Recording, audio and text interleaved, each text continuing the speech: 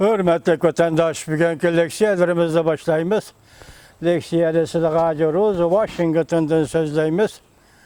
Bugünkü sağış kemen 19. yıl, 9. ayının 16. günü. Heptigi Düşembe. Leksiyene başlaştım buran bir kelime sözleyili, yaki vaziyet doğrusu da. Aldığımızdaki ütüp ketken şembe günü silerge məlum, bütün dünyaga məlum.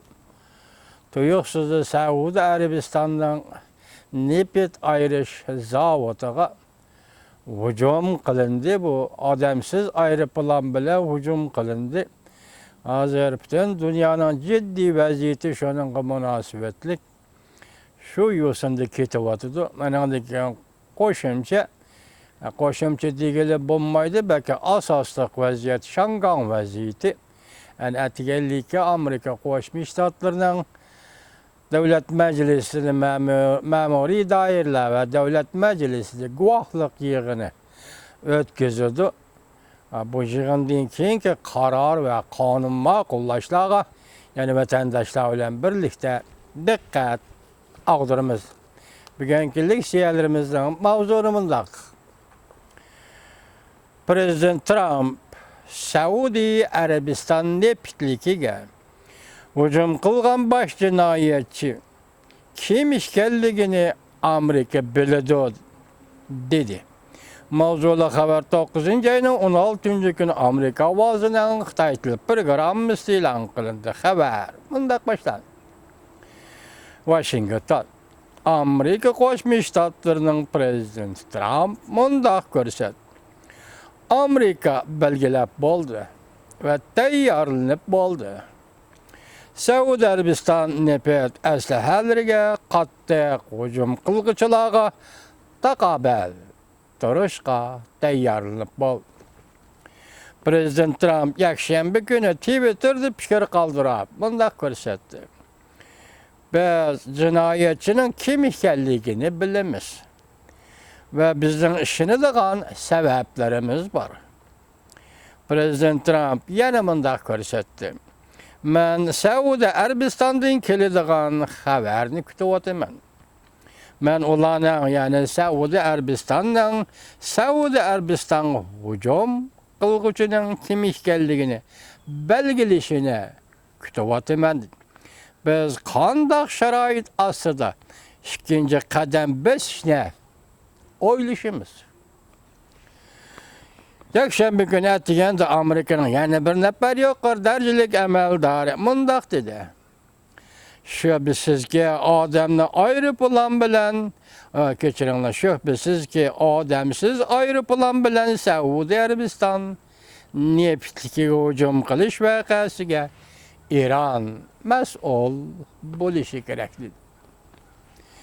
Bu amaldor Reuters mundaq ko'rsatdi.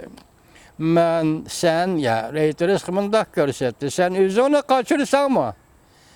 Qochib ketolmaysan, bu ehtimol Ironga qartilib otgan so'z bo'lishi kerak. Sen o'zingni qochirsanmi, qochib ketolmaysan. Sening o'rningga boshqa nomzod yo'q. Yoki mush voqeani paydo qildi deydigan seningdan boshqa nomzod yo'q. Faktlar ko'rsatdi ki Iran bu voqeaga mas'ul bo'lishi kerak.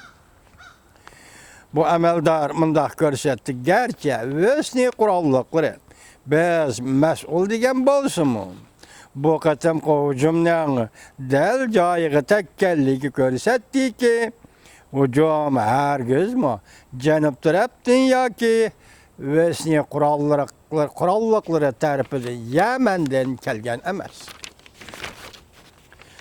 Amerika Qo'shma Shtatlarining davlat ishlar kotibi Mike Pompeo Twitter'da fikr qoldirib mundaq dedi. Hujum qilgan odamsiz aeroplanning Yamandan kelganligini isbotlaydigan fakt yo'q. Davlat ishlar kotibi davomlashtirib mundaq ko'rsatdi. Vaziyatni pasaytishni talab qilayotgan sadolar ichida Iran hozir dunyoviy energiya bilan ta'minlashga mislsiz hujum qildi. Iran mundaq ko'rsatdi. Saudiya Arabiston neftiga hujum qilish vaqasiga Iran mas'ul bo'lish kerak deb ayiblash bu ahmoqon gapdir. Iroqning ba'zi matbuotlari mundaq ko'rsatdi. Bu odamsiz aeroplan Iroqdan keldi. Chunki Iroq Yamanga qaraganda Saudiyaning neft ishlab chiqarish aslahalariga texmi yaqin. Bagdad taraf bo'lsa odamsiz aeroplan Iroqdan qo'yib berildi degan so'zni inkor qildi. Shanba kuni saharda odamsiz aeroplan Saudiya Arabistonining neft ayirish zavodi hujum qilib, o't opti paydo qildi. Saudiya Arabiston mundaq dedi. Bu hujumda o'lim yetim bo'lmadi, lekin Saudiya Arabiston mundaq ko'rsatdi. Buzg'unchilik 570 ming barrel ham neft ishlab chiqarishga ta'sir yetkazib, dunyoda umumiy ham neft ishlab chiqarishning 6%ga ta'sir yetkazgan bo'ldi. Saudiya amaldorlar ishlab chiqarishni asliga keltirishga oldiryapti.